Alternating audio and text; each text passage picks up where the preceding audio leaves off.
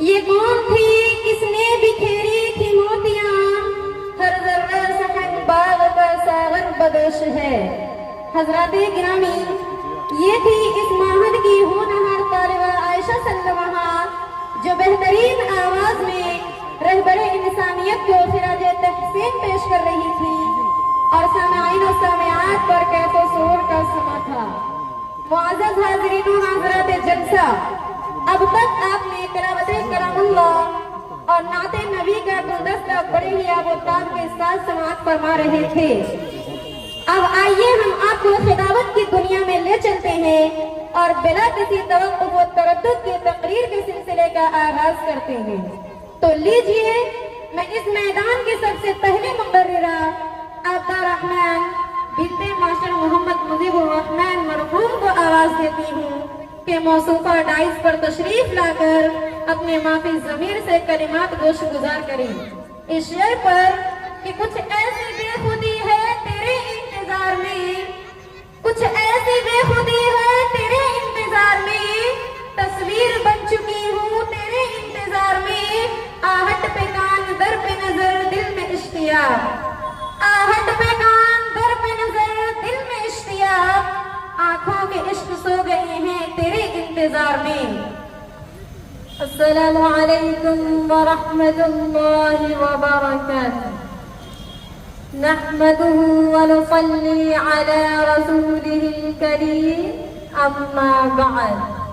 فأعوذ بالله من الشيطان الرجيم، بسم الله الرحمن الرحيم۔ اقرأ باسم ربك الذي خلق، خلق الإنسان من علق، اقرأ وربك الأكرم، الذي علم بالقلم، علم الإنسان ما لم يعلم۔ وقال النبي صلى الله عليه وسلم، طلب العلم فریضة على كل مسلم۔ صدر ذی وقار، معزز اساتذہ کرام اور عزیز بہنوں، آج میں اس مبارک مجلس میں علم و ذکر کے بارے میں کچھ بیان کرنا چاہتی ہوں،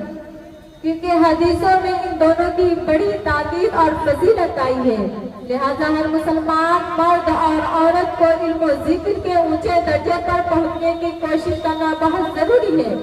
سب سے پہلے علم کی اہمیت اور فضیلت پر روشنی ڈالنا چاہتی ہوں اور آپ لوگوں سے گزارش کرتی ہوں کہ آپ لوگ ہر طرف سے دھیان ہٹا کر میری باتوں کو غور اور توجہ سے سنیں اور عمل کرنے کی نیت سے سنیں، تاکہ آپ کے ساتھ ہم بھی ثواب میں شریک ہو جائیں۔ میری پیاری بہنوں، علم ایک ایسی قیمتی اور بے بہا دولت ہے جس کی وجہ سے ہمارے پیارے نبی جناب محمد رسول اللہ صلی اللہ علیہ وسلم کو سارے انبیاء پر فضیلت ملی، اور علم ہی کی وجہ سے سیدنا حضرت آدم علیہ السلام کو تمام مخلوقات پر فضیلت ملی۔ گویا ہماری زندگی میں علم دین کی بہت زیادہ وقت اور اہمیت ہے۔ آپ خود اس کا اندازہ حضور پاک صلی اللہ علیہ وسلم سے لگائیں۔ طلب العلم فریضۃ علی کل مسلم و مسلمہ، کہ علم دین کا طلب کرنا ہر مسلمان مرد اور عورت پر فرض ہے، اس لیے کہ علم دین کے بغیر نہ تو دنیا کے معاملات سدھر سکتے ہیں، نہ تو دین کا کام سنور سکتا ہے۔ دین اور دنیا کی کامیابی کا مدار علم دین ہی پر ہے۔ دنیا اس کا نام نہیں کہ جانوروں کی طرح کھائے اور پیے اور مر جائے، بلکہ دنیا کی کامیاب زندگی وہی ہے جو تمام حقوق کی رعایت کرتے ہوئے زندگی گزاری جائے۔ اسلام نماز روزہ ہی کا نام نہیں، بلکہ اسلام نے مکمل زندگی کا نقشہ پیش کیا۔ اگر آج لوگ اس کے مطابق زندگی گزارے تو دنیا کا نقشہ ہی بدل جائے۔ قرآن و حدیث یہ دو کتابیں ہیں جو رہتی دنیا تک کے لیے کافی ہیں،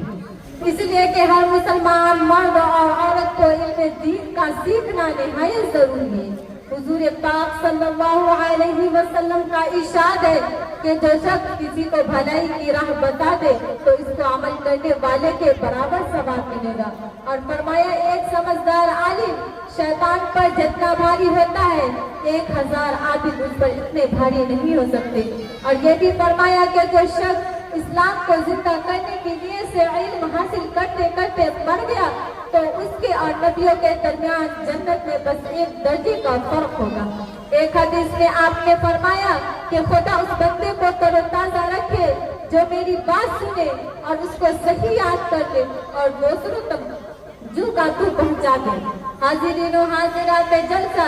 ایک حدیث میں رسول مقبول صلی اللہ علیہ وسلم نے فرمایا جب کوئی بندہ یا بندی علم دین حاصل کرنے کی نیت سے نکلتا ہے تو ہر جاندار اس کے لیے مغفرت کی دعا کرتے ہیں، حتیٰ کہ بلوں میں چونٹیاں، پانی میں مچھلیاں، ہوا میں اڑنے والے درندے، جنگل کے پرندے، غرض یہ کہ سب ایک زبان ہو کر عرض کرتے ہیں یا اللہ تیرا دین سیکھنے نکلے تو ان کی مغفرت فرما۔ حضرت ابو درداء رضی اللہ عنہ کی روایت ہے، کہتے ہیں کہ میں نے سرکار دو عالم صلی اللہ علیہ وسلم کی زبان مبارک سے سنا